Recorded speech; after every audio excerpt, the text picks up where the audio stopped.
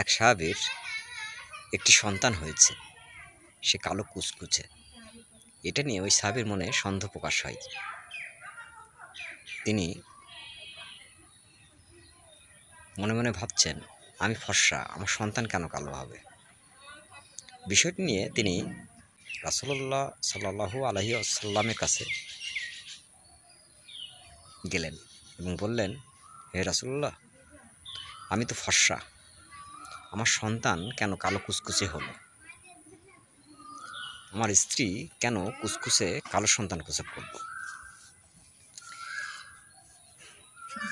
এই বিষয়টি বলার পর রাসূলুল্লাহ সাল্লাল্লাহু আলাইহি ওয়াসাল্লাম বুঝতে আর বাকি রইল না যে এই বিষয়টি নিয়ে রাসূলুল্লাহ সাল্লাল্লাহু আলাইহি ওয়াসাল্লাম বুঝতে পারলেন যে তার স্ত্রীর বিরুদ্ধে অভিযোগ নিয়ে এসেছে। সাহাবী ভাবছে তার স্ত্রী তার সাথে প্রতারণা করেছে। বিষয়টি নিয়ে রাসূলুল্লাহ সাল্লাল্লাহু আলাইহি ওয়াসাল্লাম বললেন, আচ্ছা, তোমার উট আছে? সাহাবী বললেন, হ্যাঁ, আমার উট আছে। তোমার উটের কালার কি? বলল, লাল। কেন, সেখানে মেটে কালো নেই? হ্যাঁ, আছে, সেখানে মেটে কালো আছে। রাসূলুল্লাহ সাল্লাল্লাহু আলাইহি ওয়াসাল্লাম বললেন, এই মেটে কালো রং কোথা থেকে আসলো? বলল, সম্ভবত তার পূর্ব বংশধর থেকেই এই রংটা পেয়েছে। তখন রাসূলুল্লাহ সাল্লাল্লাহু আলাইহি ওয়াসাল্লাম তাকে বললেন, হয়তো তোমার সন্তানটা পূর্ববর্তী কোনো বংশধর থেকেই এই রংটা পেয়েছে। যখন ওই সাহাবী রাসূলুল্লাহ সাল্লাল্লাহু আলাইহি ওয়াসাল্লামের কাছে অভিযোগ নিয়ে আসলো, তখন রাসূলুল্লাহ সাল্লাল্লাহু আলাইহি ওয়াসাল্লাম কি সুন্দর একটি উদাহরণ দিয়ে তাকে বোঝাতে চেয়েছিল, কি সুন্দর উদাহরণ দিয়ে তাকে বুঝিয়ে দিল। এতে ওই সাহাবী খুশি হলো এবং রাসূলুল্লাহ সাল্লাল্লাহু আলাইহি ওয়াসাল্লামের কথা শুনে তিনি সন্তুষ্ট মনে তার আগ্রহে প্রত্যাবর্তন করলেন।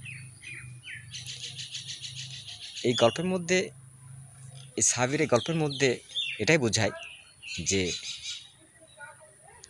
সন্দেহ করার আগে কিছু কিছু বিষয় বিবেচনা রাখা দরকার, যেটা রাসূলুল্লাহ সাল্লাল্লাহু আলাইহি ওয়াসাল্লাম তার উদাহরণের মাধ্যম দিয়ে তাকে বোঝাতে সক্ষম হয়েছিলেন। আলহামদুলিল্লাহ। সাহাবী তার স্ত্রী সম্বন্ধে মন্দ ধারণা নিয়ে এসেছিলেন,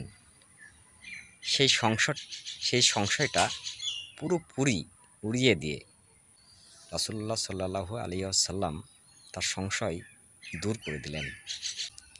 আমরা কোনো বিষয় সন্দেহ করার আগে অবশ্যই সেটা নিয়ে ভাবা উচিত।